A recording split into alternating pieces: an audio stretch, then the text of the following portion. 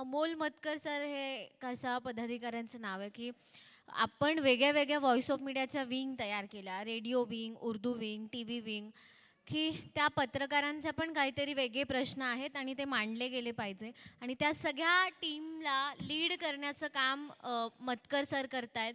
त्यांनी सगळी टीम म्हणजे आपली सगळ्यात मोठी टीम साप्ताहिकची आहे, महिला विंग आहे, की ज्यांचं अधिवेशन आपण घेतो, त्यांचे काय प्रश्न आहेत ते शासन दरबारी मांडणं. हे सगळं काम उभं करण्याचं, त्या टीमला जोडून ठेवण्याचं आणि त्यांचं संघटन एक माळेमध्ये गुंफण्याचं काम अमोल मतकर सरांनी केलेलं आहे. अमोल मतकर सर. आपण जर पाहिलं तर आपल्या समाजामध्ये आपल्याला प्रत्येक ठिकाणी स्पृश्य अस्पृश्यता हा भेदभाव पाहायला मिळतो.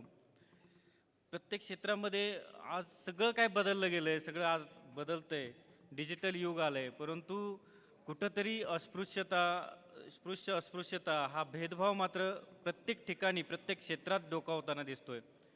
आणि संदीप काळे सरांचा मला यासाठी अभिमान वाटतो की व्हॉईस ऑफ मीडियाच्या माध्यमातून संघटना देशात खूप आहेत. जसं आता सरांनी सांगितलं 130 संघटना देशामध्ये कार्यरत आहेत, परंतु कुणाला हे सुचलं नाही की प्रत्येक विंग पाहिजेत, कारण प्रत्येक पत्रकाराला एक समान न्याय पाहिजे.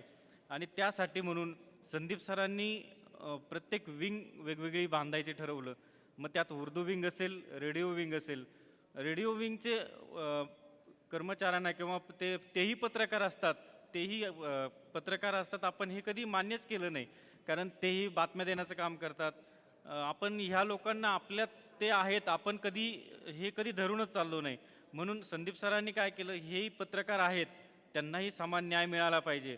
त्या दृष्टीने रेडिओ विंग राज्यामध्ये मोठ्या प्रमाणात काम करते. रेडिओ विंगची बांधणी झाली.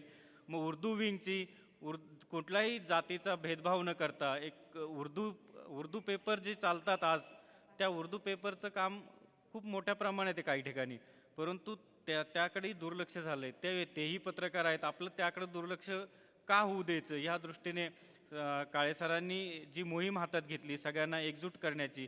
आणि आपण जर एकत्र झालो नाही तर याचा फायदा शासन घेत असतं, आणि ही एकजूट दाखवण्यासाठी आपण एकत्र यायला पाहिजे. मी एवढंच एक सांगू इच्छितो की प्रत्येक विंग ही स्वतंत्र आणि शक्तिशाली आज झाली आहे. आपण सर्वांनी ही शक्ती योग्य दिशेकडे वळवली तर व्हॉईस ऑफ मीडिया ही राज्यातील नव्हे तर देशातील सर्वात मोठी प्रभावी संघटना बनेल. जाता आता एवढंच म्हणेल की भेदभावाला पूर्णविराम देऊयात आणि पत्रकारितेच्या समानतेला एक वेगळा मान देऊयात. धन्यवाद.